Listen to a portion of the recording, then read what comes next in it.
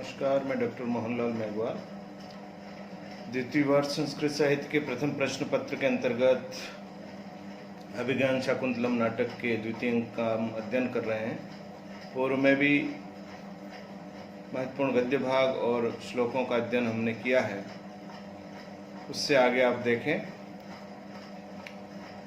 प्रसंग यह है कि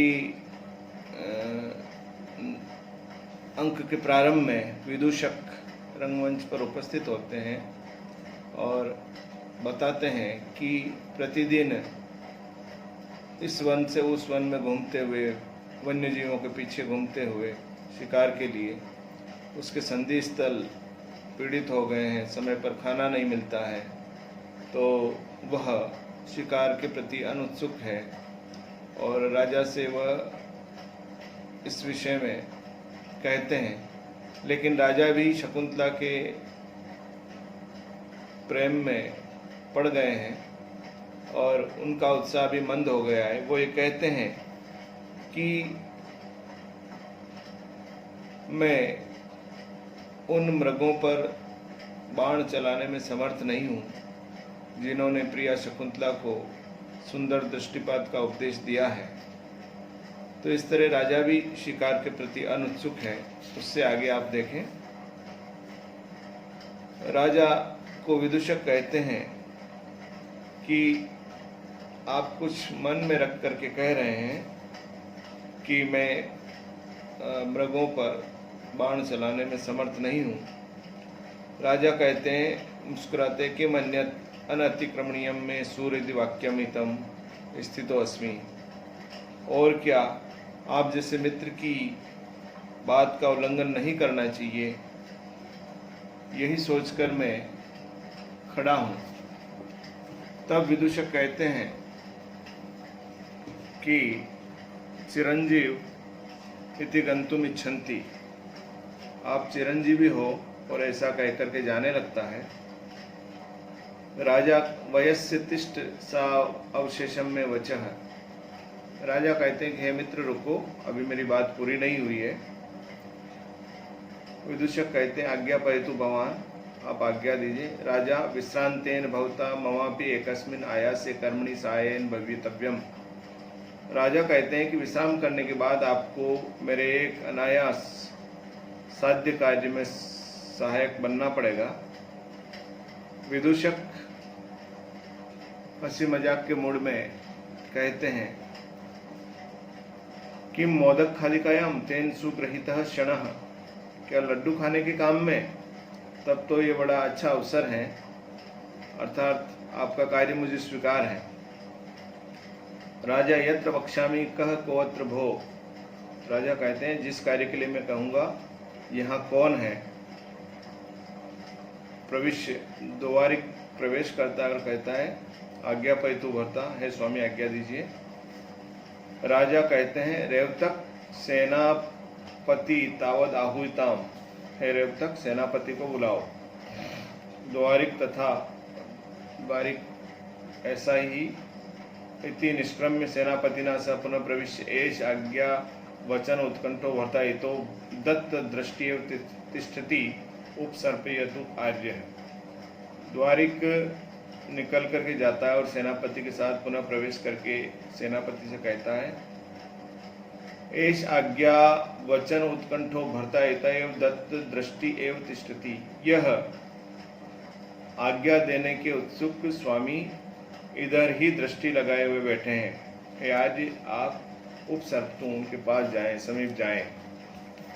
सेनापति राजानम अवलोक्य दृष्ट दोषाम अपि स्वामिनी मृग्या केवलम गुण एव समृद्धा तथा ही। सेनापति कहते हैं कि यद्यपि मृग्या शिकार अनेक दोष देखे जाते हैं, तथापि महाराज के विषय में यह गुण बन गई है, क्योंकि अनवरत धनुजा स्फालन क्रूर पूर्वम रवि किरण सहिष्णु स्वेदलेशे अभिन्नम अपचितमपि गात्रम व्यायत्वाद अलक्षम गिरिचर इव नागः प्रण सारम विभर्ति।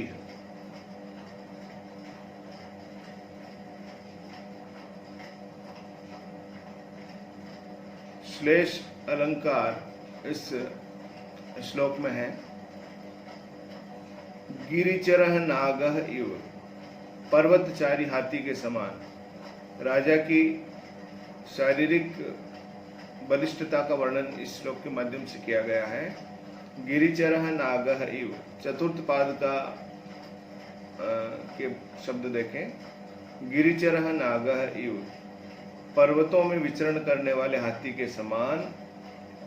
अनवरत धनुजास्फालन क्रूर पूर्वम, हमारे महाराज के द्वारा अनवरत धनुजास्फालन क्रूर पूर्वम, निरंतर धनुष की प्रत्यंचा को खींचने के कारण जिसका अग्रभाग कठोर हो गया है।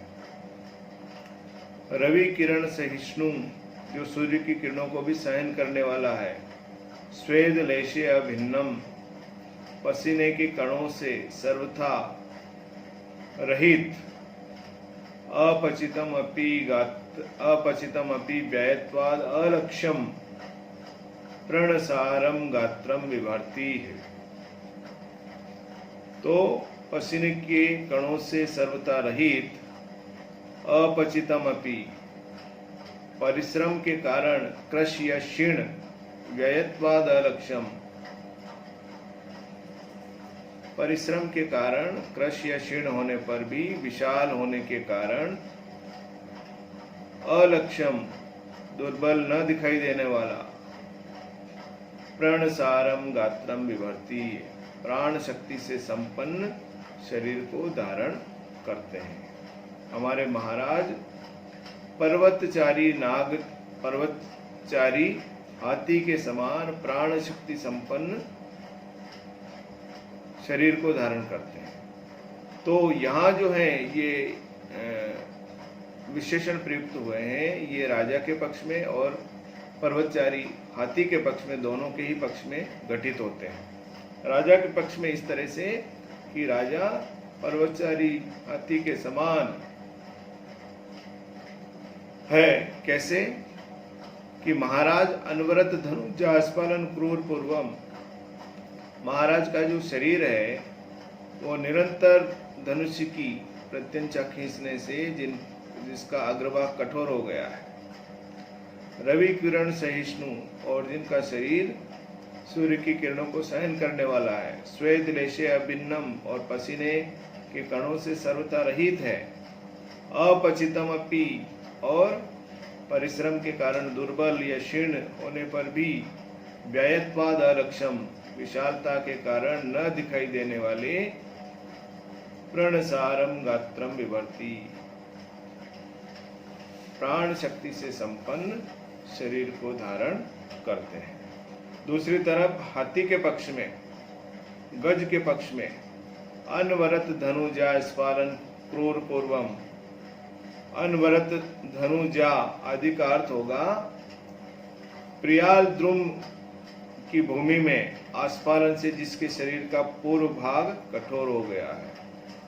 प्रियाल द्रुम भूमि में हाथी जो है उसको उखाड़ने का प्रयास करते हैं तो उसका अग्रभाग कठोर हो गया है। रवि किरण सहिष्णु, और जो आतप को सहन करने वाला है। स्वेद लेशे अभिन्नम, और जो प्रस्वेद से रहित है। और अपचितम अपि व्ययत्वाद अलक्ष्यम गात्रम प्रणसारम गात्रम विभर्ति, और हाथी जो है अरण्यवासी होने से जिसका दुर्बल शरीर भी दुर्बल दिखाई नहीं देता है, विशालता के कारण दुर्बल नहीं दिखाई देता है, ऐसा विशालकाय और अत्यंत बलिष्ठ है तथा शक्तिशाली शरीर को धारण करता है। तो हमारे महाराज भी जो है ऐसे बलिष्ठ शरीर को धारण करते हैं। वैसे तो मृगया या शिकार निंदनीय है, लेकिन हमारे महाराज के विषय में यह गुण ही हो गया है। तो इस तरह सेनापति राजा के को देख करके मृगया की एक तरह से प्रशंसा करते हैं। धन्यवाद।